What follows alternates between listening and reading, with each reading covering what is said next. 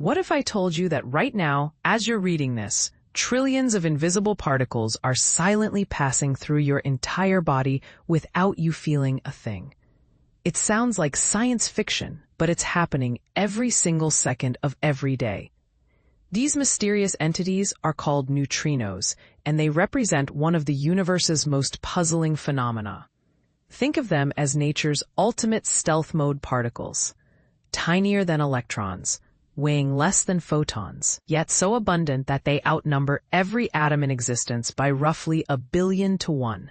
These phantom-like particles are literally everywhere, streaming through walls, mountains, entire planets, and yes, through you, as if nothing exists in their path. But here's where it gets controversial. Despite being the most numerous particles with mass in our universe, we still don't know exactly how much they weigh. This fundamental gap in our knowledge has frustrated scientists for decades, and the reason is both simple and maddening. Neutrinos almost never interact with anything. Traditionally, researchers have had to employ massive, expensive setups to study these elusive particles.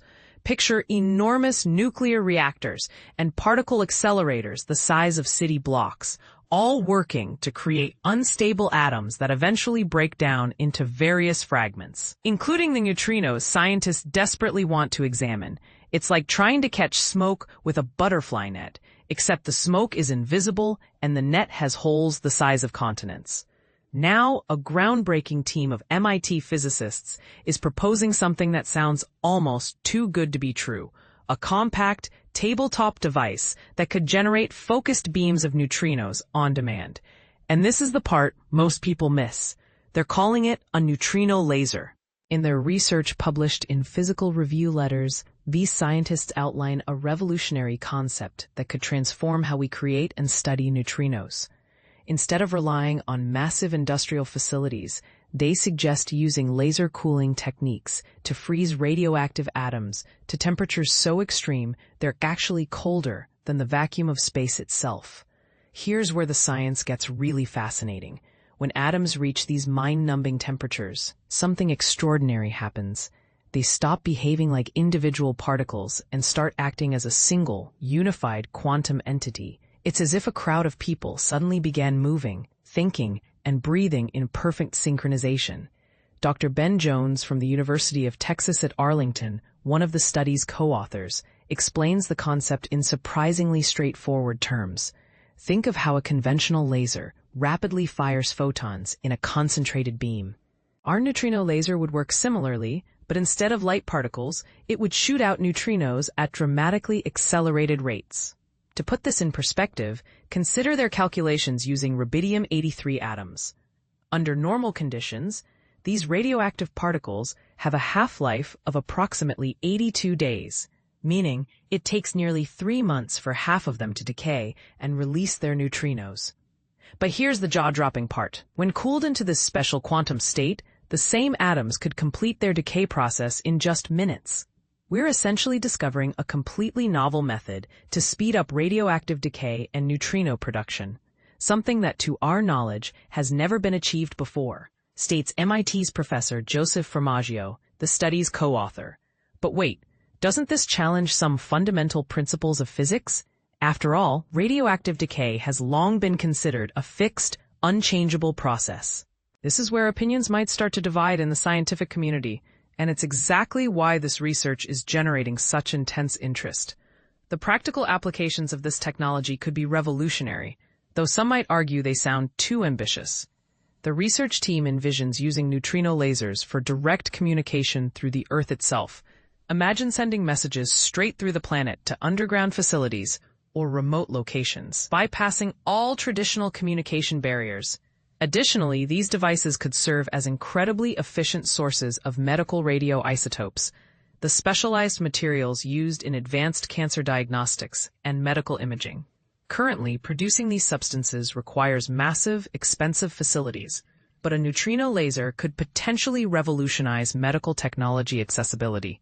To understand how this works, we need to dive into some mind-bending quantum physics. Remember those billion neutrinos per atom I mentioned earlier? A significant portion of these particles likely formed in the universe's first moments after the Big Bang, creating what physicists call the cosmic neutrino background. Essentially, the universe is swimming in an invisible sea of these particles left over from creation itself. Neutrinos are also constantly being produced through nuclear processes. Every time atomic nuclei fuse together, like in our sun's core, or break apart during radioactive decay, they release these ghostly particles. It's happening in stars, in nuclear reactors, in naturally occurring radioactive materials, and even in certain types of bananas. Several years ago, Formaggio and Jones began independently exploring a provocative question. Could quantum mechanics be used to enhance natural neutrino production? Their initial investigations hit significant roadblocks, but a breakthrough came during discussions about ultra-cold tritium, an unstable hydrogen variant that undergoes radioactive decay. Their eureka moment centered around a specific quantum state called a Bose-Einstein condensate, or BEC. This represents one of the most exotic states of matter imaginable, achieved when a gas of certain particles is cooled to temperatures approaching absolute zero. At this point, something almost magical happens. The particles shed their individual identities and begin acting as a single, coherent quantum entity. Bose-Einstein condensates have been successfully created with various atomic species, including groundbreaking work with sodium atoms by MIT's Wolfgang Ketterle, who shared the 2001 Nobel Prize in Physics for this achievement. However, nobody had ever attempted to create a BEC using radioactive atoms, primarily because most radioactive materials have extremely short lifespans. They typically decay completely before they can be cooled sufficiently. Formaggio initially wondered whether forcing radioactive atoms into a BEC state might somehow boost neutrino production. His preliminary calculations suggested this approach wouldn't work, leading him to conclude it was a red herring. We can't accelerate radioactive decay and neutrino production just by creating a Bose-Einstein condensate. But here's where persistence pays off in scientific research. Years later, Jones revisited the concept with a crucial addition: superradiance. This phenomenon from quantum optics occurs when a collection of light-emitting atoms is stimulated to behave synchronously.